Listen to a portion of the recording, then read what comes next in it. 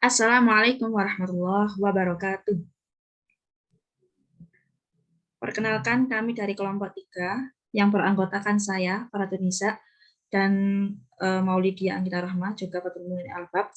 Di sini kami akan melanjutkan materi yang ketiga, Matkul Balaghah 2, yakni tasbih yang keluar dari kebiasaan dan tujuan-tujuan tasbih. Di sini materi yang pertama akan saya sampaikan sendiri, kemudian nanti materi kedua akan disampaikan oleh Akhi Fatul Muin, dan materi yang ketiga akan disampaikan oleh Ukhti Maulidia Anggita Rahma. Nah, kita langsung saja kita masuk dini. Nah, tasbih dini sendiri ini adalah termasuk tasbih yang keluar dari kebiasaan. Jadi tasbih yang keluar dari kebiasaan itu ada dua, yaitu tasbih dini dan tasbih maklum. Nah, apa itu tasbih dini? Tasbih dini adalah tasbih yang musyabbah dan musyabbah bihnya tidak jelas atau implisit, tetapi dapat dipahami dari konteks kalimat. Contohnya di sini langsung saja kita ambil contoh. Tarju an-najata walam tasluk masaligaha. Inna safinata la tajri alal yabasi. Nah, di sini tidak disebutkan mana musyabbah, mana musyabbah bihnya. Kenapa? Karena kalau tidak ada tasbih atau huruf tasbihnya, biasanya kan kalau tasbih itu ada huruf tasbihnya ya, ada tasbihnya. Biasanya pakai huruf kaf atau kalimat mislu gitu ya kan ya, untuk menandakan bahwa itu adalah sebuah kalimat yang merupakan tasbih, termasuk tasbih. Nah, di sini kan tidak disebutkan, tidak ada huruf tersebut, tidak ada huruf kaf atau tidak ada huruf mislu, tidak ada kalimat mislu. Nah, di sini tidak jelas mana musyabahnya, mana musyabahnya. Tetapi kalau kita dilihat dari konteks kalimatnya, kita lihat dari artinya juga, itu kita dapat mengetahui bahwasanya ini termasuk kalimat tasbih. Nah, artinya ini gini. Engkau mengharap kesuksesan, tetapi engkau tidak menjalani jalan menuju kesuksesan itu. Sesungguhnya kapal laut tidak mungkin berjalan di atas daratan. Nah, ini ada orang yang mengharap kesuksesan, tetapi dia itu tidak mau menjalani atau tidak mau berproses gitu. Menuju kesuksesan itu tidak mau berproses. Itu disamakan dengan perahu atau kapal laut yang berjalan atau ya yang berjalan di atas daratan. Kan kedua hal ini tidak mungkin. Nah, itu perumpamaannya seperti itu. Baik, ini tasbih yang pertama, tasbih yang keluar dari tasbih. Dipersilahkan. Oke, saya akan melanjutkan tasbih yang selanjutnya. Tasbih makhluk. Tasbih makhluk ialah tasbih yang artinya makhluk sendiri itu terbalik atau tertukar. Jadi, tasbih makhluk definisinya ialah suatu jenis tasbih yang posisi musyabahnya dijadikan musyabah bih. Dengan anggapan wajah si B-nya itu lebih kuat pada musyabah bih. Jadi, contohnya, kanan nasi mafir riqati akhlaquhu. Bagaikan angin sepoi-sepoi akhlaknya pada kehalusannya. Jadi akhlaku ini sebagai musyabah yang aslinya itu di awal menjadi di akhir. Kenapa? Karena dianggap musyabahnya ini anasima ini lebih kuat. Jadi ini itu teks aslinya ya akhlaku ka'anan nasima fi riqati. Saya contohkan lagi. Pada ada suatu syair yang begini.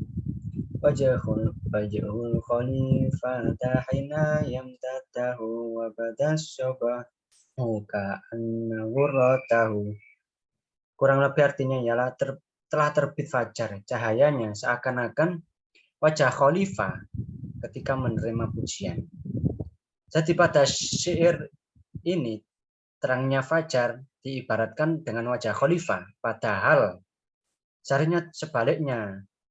Pada tasbih yang biasa, wajah khalifah disamakan dengan fajar yang menyingsing atau fajar yang terbit itu.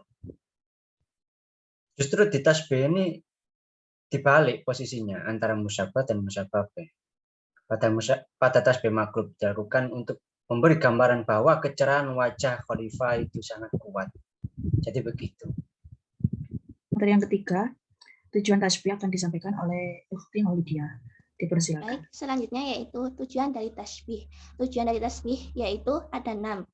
Yang pertama, menerangkan keadaan musyabbah. Contohnya seperti ka'anna syamsu wal muluka kawakib. Idza tala'at lam yabdu minhuna kawakibu. Yang berarti engkau laksana matahari, sedang raja laksana bintang.